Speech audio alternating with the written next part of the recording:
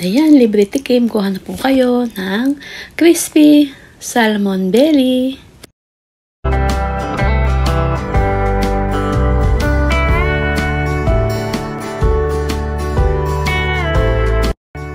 So, hello, magandang araw muli sa ating lahat.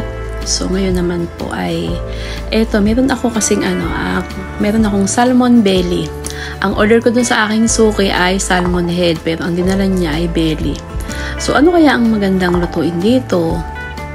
So, siguro masarap dito ay gawin na lang crispy salmon belly. O, diba? Parang yun. Para maiba naman. So, meron akong kalamansi. Itong kalamansi na to, ito yung variegated na kalamansi. Tingnan nyo yung bunga. Ayan, oh. Variegated din siya. O, diba? Ang cute. Ayan. Kumuha na lang ako dito sa tanim ko na variegated kalamansi. At lalagyan natin ng kalamansi itong salmon belly para mawala yung lansa niya.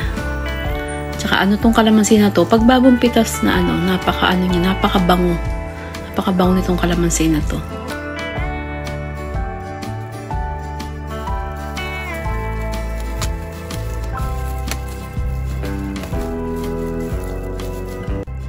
Ayan, naglagay na lang ako ng disposable gloves dahil nakakahiya naman po sa inyo, nakakahiya naman sa ating mga viewers. Ayan, para talagang malinis yung ating kamay.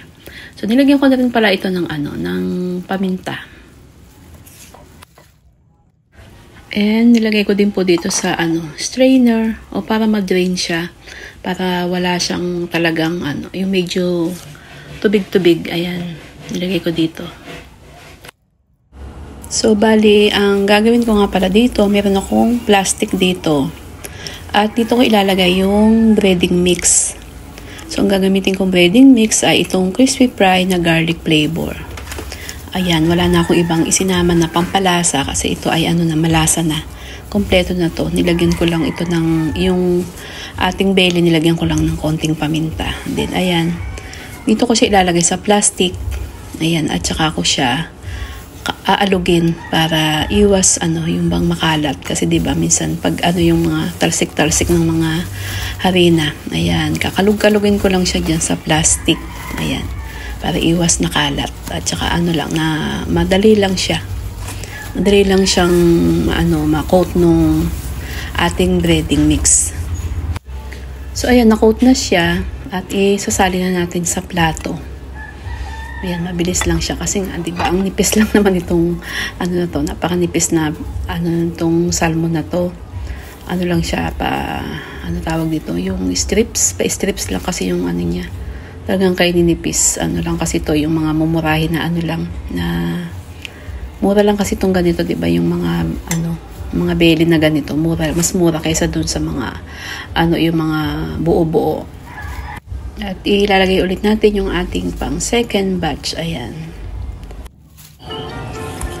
Ito yung ating second batch at ganun din ang gagawin natin kagaya dun sa nauna. Kalug-kalug din, kalug-kalug. Ayan, hanggang sa ma-coat ulit yung ating belly ng breading mix.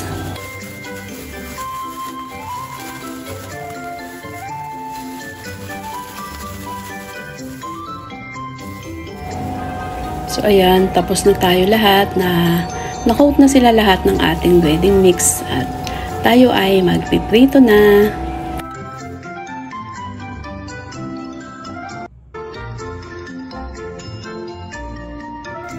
Ayan, meron na tayong mainit na mantika. Pwede na nating ilagay yung ating belly.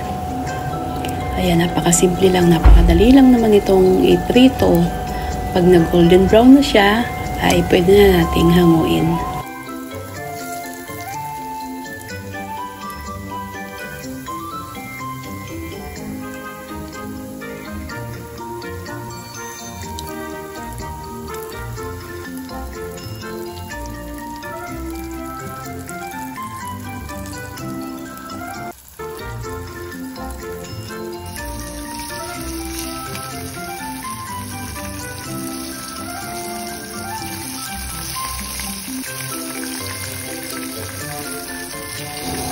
Ayan, pwede natin bali-balik na rin.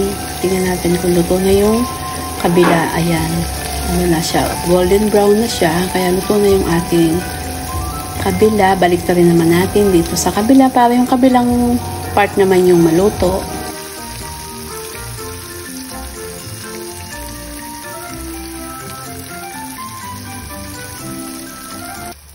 Ayan, luto na siya. Pwede na natin itong hanguin. Ayan, at lalagay ko na dito sa ating paper towel. Ayan, tapos na yung ating first batch. Luto na yung ating first batch. At ganun din kagaya sa una-una, ilalagay na naman natin yung ating pang second batch. Dahil maliit lang yung ating prituhan.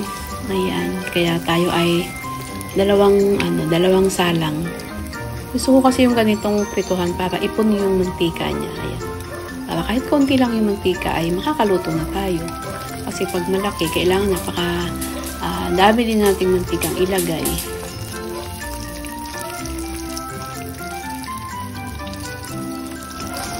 Ayan, luto na naman tong ating second batch. Madali lang naman tong maluto kasi pa-strips at maninipis lang kasi yung hiwa ng ating belly.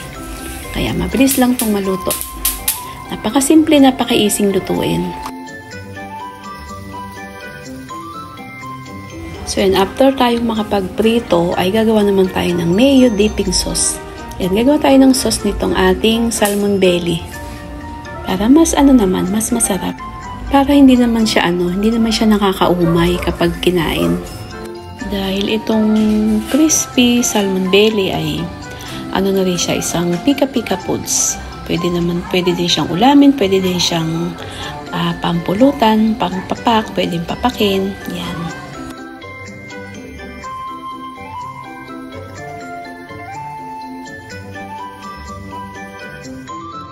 So, ayan, gagawa na tayo ng dipping sauce. Ang gagamitin ko dito ay yung Best Foods. Ayan, mas gusto ko kasi yung lasa ng Best Foods na mayo. Ayan, meron lang ako maliit na bowl. Ayan, maglagay lang tayo dito sa bowl ng tansya-tansya lang kung gaano yung gusto nating dami. At meron ako ditong bawang, mga 2 butil na bawang. At yan, i-chop ko siya ng pinong-pino. Ayan.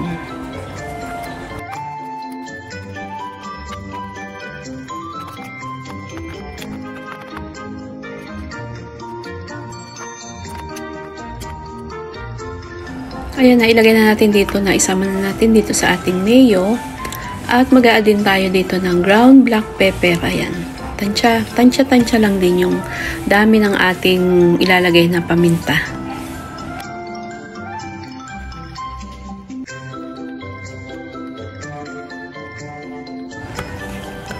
At mag-a-add din tayo ng konting salt. Ayan, para mabalance yung kanyang lasa. After ng salt, mag-a-add din tayo ng konting sugar. Ayan. Tansya lang din yung dami ng sugar.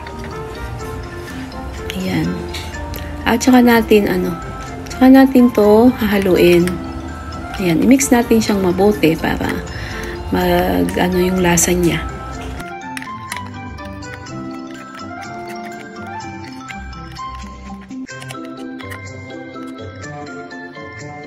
So, ayan, tapos na yung ating mayo dipping sauce. Pwede na tayo mag-add ng basil leaves. Ayan, konti lang.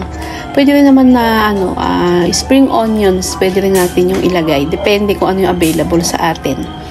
So, ayan, luto na ang ating simple and easy crispy salmon belly na napaka-simple at napaka-easing lutuin. So, ito na rin yung tinatawag na pika-pika foods na pwedeng pangpulutan, pwedeng pang-ulam. Ayan, kuha na po kayo. Libre tikim. Ayan, sa inyo po ang unang subo. Ang unang tikim ay para sa inyo. Kain po tayo.